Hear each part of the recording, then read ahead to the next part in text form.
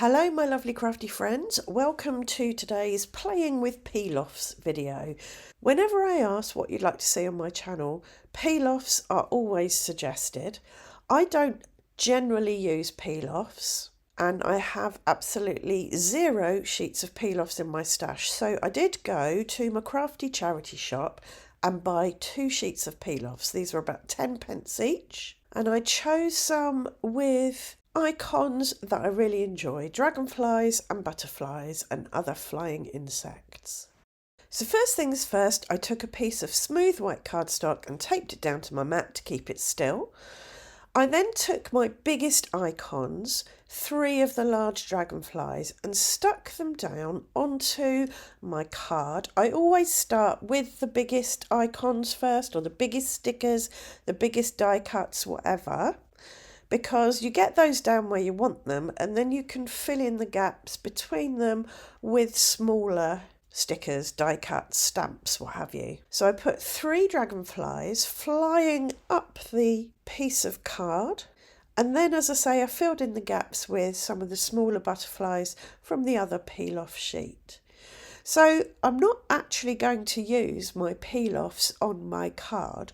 What I'm going to do is use them as masks for blending. So that's why I chose smooth white cardstock. I wanted my peel-offs to be able to stick down to the card really securely with no little gaps underneath. If I put it on a more textured card, they might not have stuck so well. Apologies again for my voice, I'm still fighting this cold. Once I'd got everything stuck where I wanted it, I took a piece of non-stick paper, placed it over my card panel, and then pressed all my stickers down really well with a bone folder.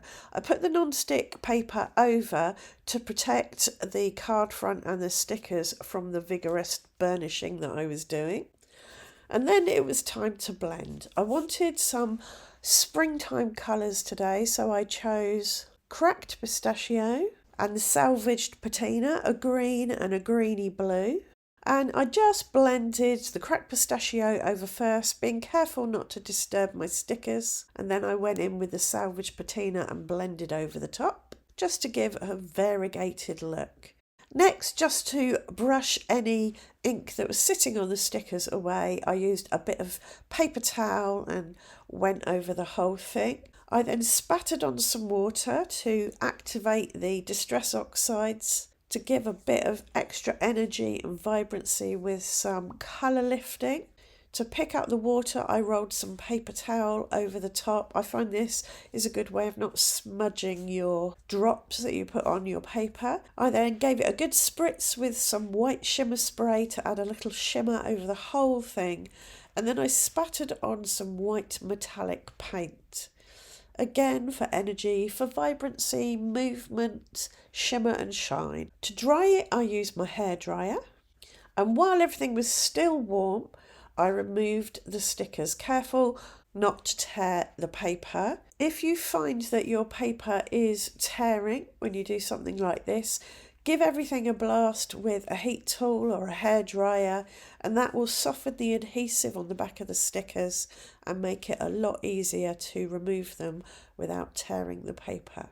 And this is the kind of thing that you can end up with a lovely, shimmery, shiny, colourful, energetic pattern. So to make my actual cards, I decided to use stitched rectangle panel dies and make some stitched rectangle panels. So I die cut these, making sure to capture lots of the butterflies and dragonflies in each panel. I then die cut, using the next size up die, some stitched rectangle panels from white card, and then I stuck the colourful panels on the white card, pressing everything down firmly using some non-stick paper to protect my fingers from the ink and the card from my inky fingers.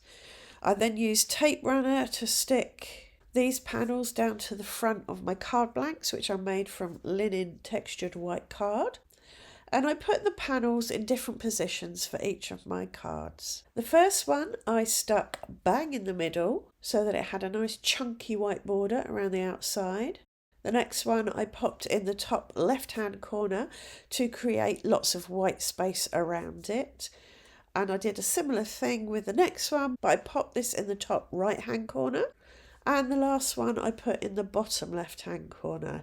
I could have stopped here and just maybe added a sentiment, but I wanted to further embellish my card with some springtime elements.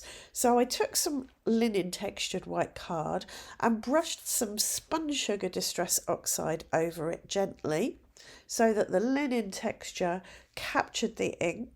And then I popped a bit of saltwater taffy on top as well and brushed over it with a paper towel just to smooth everything out a bit. I then used one of my multi-flower dies to cut lots and lots of flowers, and from these I constructed a whole bunch of flowers by layering a small flower on top of a larger flower. I then added these to my card fronts in a pleasing arrangement, making sure not to cover up too much of the background pattern that I created.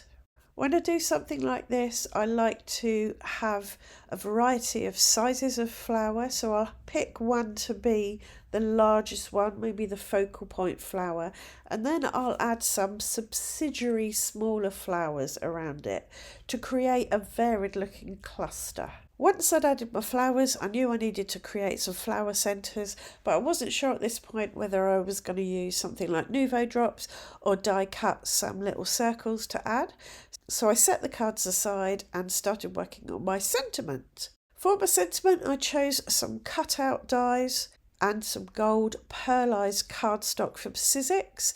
I did put a bit of baking parchment between the dies and the card so that I could easily get the die cuts out of the dies, and I did add a shimmer of card underneath the dies as well to apply lots of pressure because they're very fiddly little dies these, and you need to add lots of pressure to get them to cut properly. Once I did get them to cut properly, I put some glue on the back of them and then stuck them down to some white cardstock and trimmed them out so that there was a solid background to the cutout letters in the sentiments.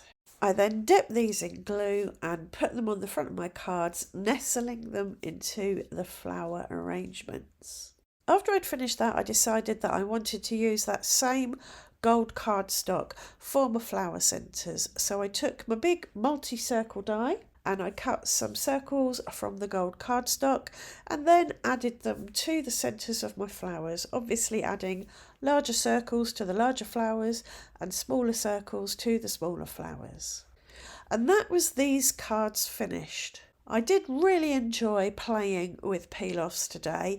I think when I go to the charity shop next, I'll have a look for some more that have icons that I enjoy, like flowers, insects, birds, that kind of thing, and buy a few so that I can do this technique more often.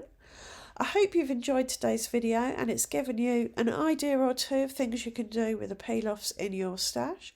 If it has, do let me know in the comments. Like, subscribe, ring the notification bell, and I'll see you back here very soon for another video. Thanks for watching. Bye for now.